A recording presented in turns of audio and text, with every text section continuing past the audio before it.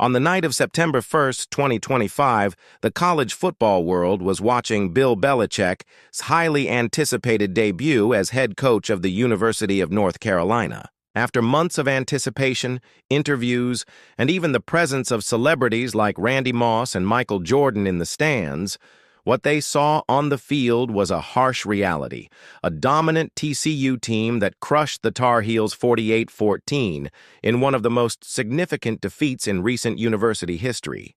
The result not only ruined Belichick's debut, but also highlighted how much the team still needs to improve to compete at a high level. The game started promisingly for UNC. On the very first drive, Caleb Hood opened the scoring with a touchdown run, giving the crowd hope that the night could be special. But that was practically the Tar Heels' only shining moment. From then on, the Horned Frogs dominated completely. TCU responded quickly, stringing together a 41-point streak, practically killing the game before halftime. The difference between the teams was clear in the numbers.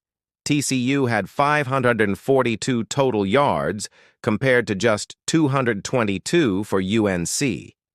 On offense, the Horned Frogs were overwhelming.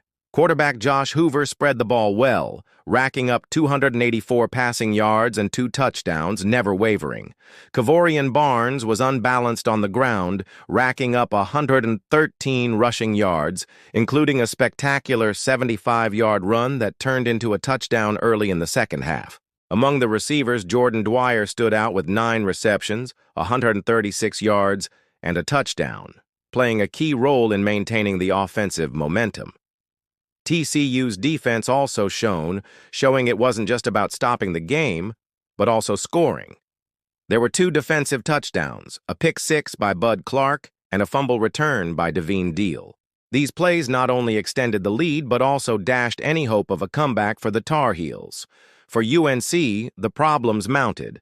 Starting quarterback Gio Lopez had a poor performance, completing just 4 of 10 passes for 69 yards, and throwing an interception that the Tar Heels turned into points.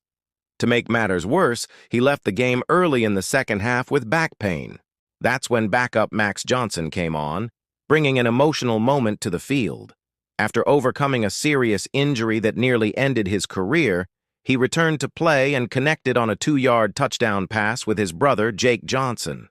Despite the excitement, this play wasn't enough to change the course of the game. UNC barely managed to advance after the first drive. Third downs went unconverted, turnovers were rife, and the overwhelmed defense was unable to contain the Horned Frogs' offensive intensity. To add to the historic weight of the defeat, the 48 points conceded marked the worst season debut in the university's history. For Bill Belichick, who boasts one of the most successful resumes in the NFL, the college debut was bittersweet.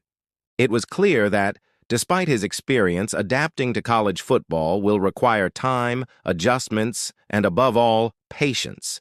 TCU, on the other hand, emerged stronger, demonstrating a balance between offense and defense and proving that it can be one of the most dangerous forces of the season. In short, the game was a true reality check for UNC and a respectable calling card for TCU. In an emotional post-game interview, Coach Belichick acknowledged the tough night, stating, "We didn't play well enough to win. Give TCU credit. They came out and executed their game plan very well. We knew they were a good team, but they played extremely well tonight." When asked about his experience leading the Tar Heels, Belichick said, "This is a great group of kids. I love coaching them. It's a lot of fun, but we have a lot of work to do." As for the team's next challenge, he said, "We'll watch the film, learn from our mistakes, and get ready for Appalachian State. Every week in the ACC is going to be a big challenge." As the Tar Heels lick their wounds, TCU celebrates a resounding victory to kick off their season.